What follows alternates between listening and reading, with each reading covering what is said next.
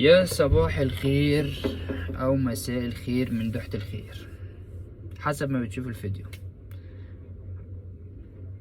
هو ليه الاعلام بتاعنا لو عايز يرفع حد للسما بيرفعه، ولو عايز يدفن حد برضه بيدفنه حي؟ بالنسبة لموضوعنا ومحمد بتاع كشري التحرير، يا جدعان ارحموا، اقول لكم ارحمونا، ارحموا الشعب شوية، ارحموا الناس شوية. الاعلام مستنيه تحت بيته مثلا، كل تحركهم بيصوروا رايح فين جاي منين انت كنت فين. فارحموا الناس شوية يا جدعان، ارحموا الناس شوية. خلاص هو كان موضوع وحصل وتعاطف والناس اتعاطفت معاه، خلاص فمش لازم بقى راح عزا، سيبوه يعيش حياته الطبيعية. بلاش اهتمام اكتر، بلاش اهتمام زيادة عن اللازم يعني.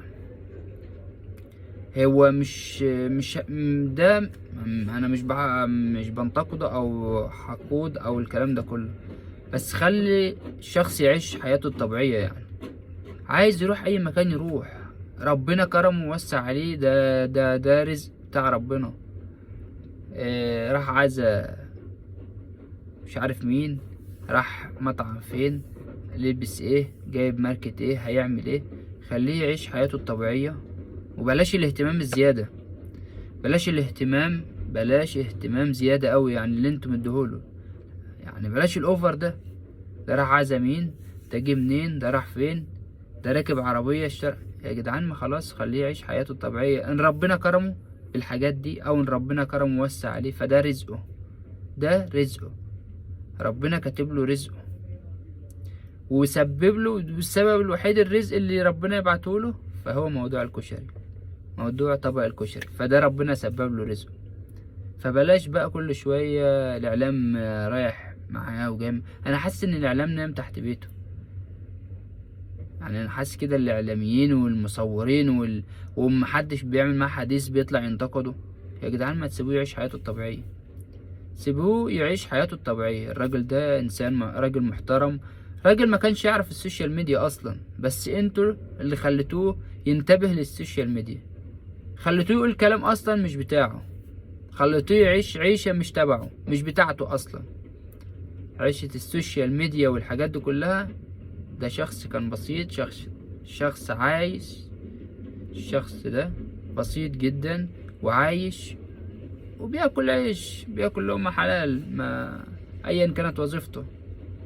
بس للأسف احنا او الاعلاميين لو عايزين بيطلعوا حد عادي، كل يوم تصوير، كل يوم على قناة، كل يوم، وهو ولا مش عالم هو يعني عشان نستضيف. والله في ناس عندنا كتير حلوة اوي، في ناس تستحق ان انتوا تظهروها. في ناس عندنا يعني مش هنقول علماء، في ناس كتيرة جدا يستحقوا ان انتوا تظهروهم للعالم، مش لمصر بس. بس للأسف انتوا بتجروا ورا الهيافة، بتجروا ورا الحاجات الهايفة. انا مش بنتقد الراجل، مش بنتقد الشخص، بس هو الاعلام اللي بيعمل كده. خلي الراجل يعيش حياته الطبيعية، يعيش الحياة البسيطة اللي كان عايشها. ان ربنا وسع عليه فده رزقه، خلاص سيب الراجل في حاله. مش كل يوم ده راح فين وجه منين وعمل ايه وسوى ايه. ليه كده يا جدعان؟ هو الاعلام بتاعنا ده مش هينضف بقى؟ اكتر حاجة دلوقتي بقت، يعني مش عايز اقول اوسخ حاجة دلوقتي، هي الاعلام المصري في مصر. بيصدروا للناس حاجة وسخة بصراحة.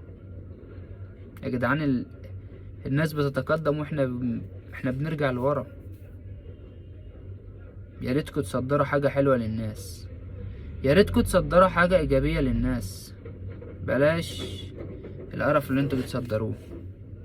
يا ريت مش كل شوية نطلع نلاقي ترند حاجة ملهاش ريحة اللازمة. يا ريت تطلعوا ترند يكون ليه فايدة للناس، يا ريت تطلعوا ترندات تفيد الناس.